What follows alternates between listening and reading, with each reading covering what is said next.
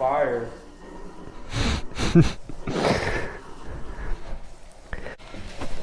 I use the fork to like scrape it sometimes. Thanks, bro.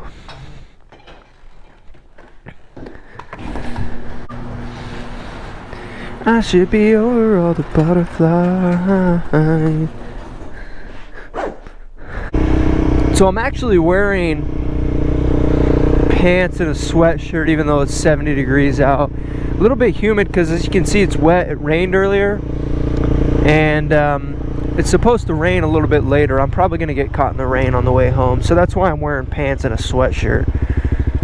Just to kind of help with that. It'd get pretty cold pretty quick if I got rain hitting me and I'm going, you know, 30 miles an hour. I do just like the feeling of having a sweatshirt and pants on though. Having that little bit of extra protection on the motorcycle. And no, it's not padded or anything, but pants, in my eyes, are going to help just a little bit if you were to have some sort of accident. If you know anything about motorcycle accidents, you know that road rash is a big problem and a big part of injuries that occur. Because when you're moving fast and you slide across the abrasive concrete, bare skin against abrasive concrete at 30 miles an hour, with your weight pushing down on the ground, tends to rub the skin pretty raw. And it causes basically a burn is what happens, seemingly. There's different degrees of road rash. Yeah, so you can imagine how bad it can be sometimes when people that have wrecked going, you know, 80 miles an hour on the highway wearing short sleeves and a t-shirt.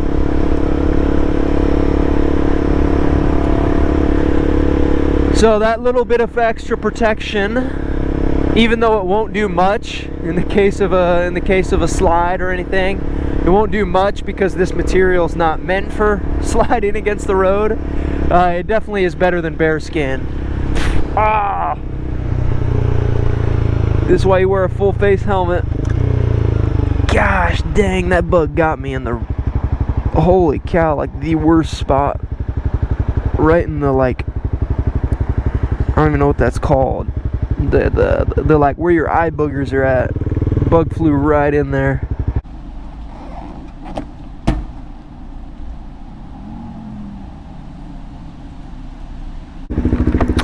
Well, what's up, guys? Class got out a little bit early. There is actually a tornado warning.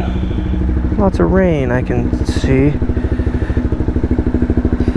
So this is not ideal conditions for me to be riding home in, especially if it starts a thunderstorm or hail or anything, but we are a trooper, guys. I am not opposed to taking a little bit of risk. My parents would hate me right now, but they're not here. We'll try and steer away from the big piles of water.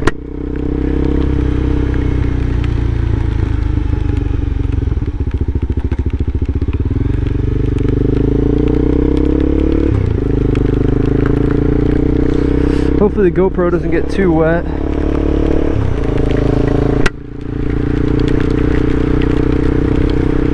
Everybody in the comments thinking, well, it's waterproof. What do you mean? It's a GoPro. Well, currently I have the medium. Oh, yep. Yeah, I just hit a big puddle there. Got all over my toes. Nice. Currently I have the media mod on the GoPro, and that essentially you have to take off the battery cover to put that on. I mean, it covers the battery cover, but it is not fully waterproof like when it doesn't have the media mod on, because it kind of limits the seal, kind of compromises that seal that gives the GoPro the waterproofness that it has.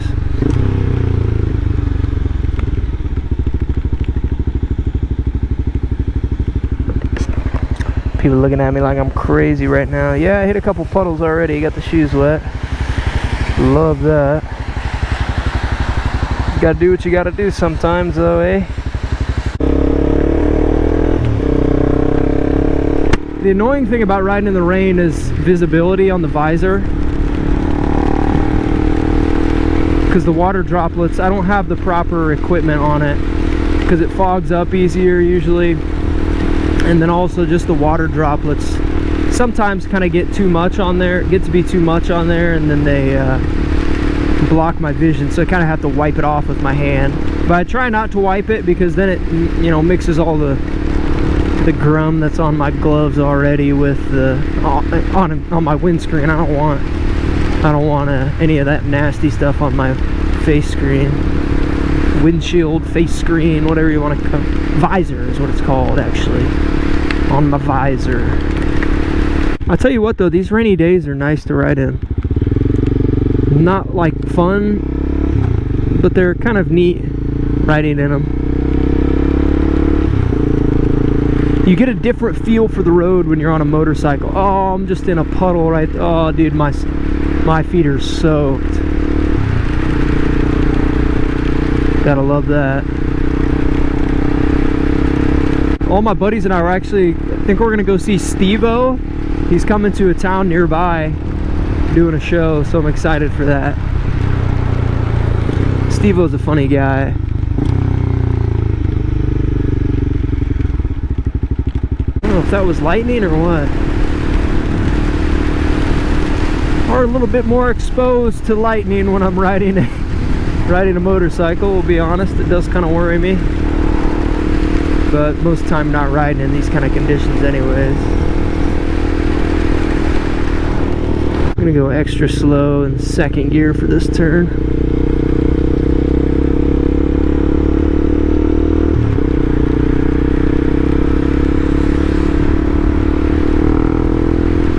See, now something important to recognize with a 300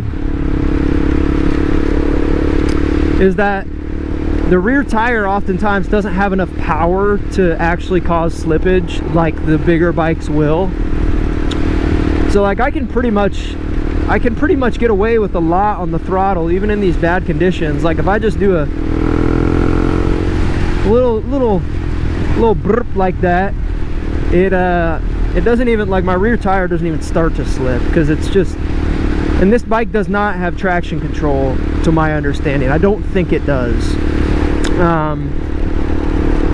So even that like that bit of throttle on a big bike, that'd probably cause a little bit of slippage, because I mean you're talking like a rear wheel getting a lot more power than it's getting right now.